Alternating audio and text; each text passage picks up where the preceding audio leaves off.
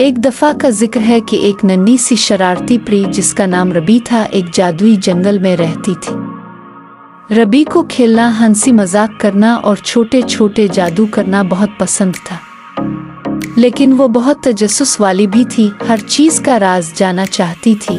ایک دن بارش کے بعد آسمان میں ایک خوبصورت قوس قزح نکلی۔ رنگ برنگی روشنی دیکھ کر ربی بہت حیران ہوئی اور سوچنے لگی، یہ قوس قزح آتی کہاں سے ہے؟ اس کے آخر میں کیا ہوتا ہے؟ یہ سوچ کر اس نے اپنے چمکدار پنکھ ہلائے اور قوس قزح کے آخر تک جانے کا فیصلہ کیا۔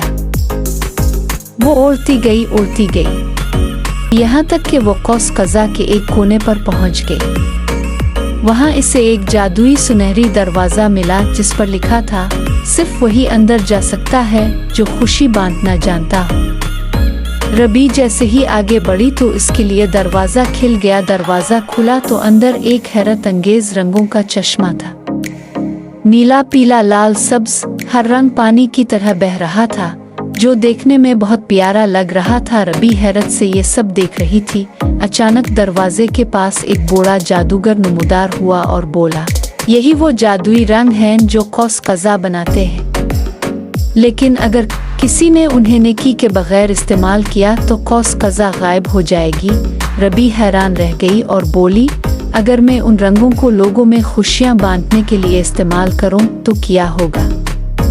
جادوگر مسکرا کر بولا، تو تم خود ایک قوس قزح پری بن جاؤ گی۔ یہ سن کر ربی نے خوشی سے جادوئی رنگ لیے اور جنگل واپس آ گئی۔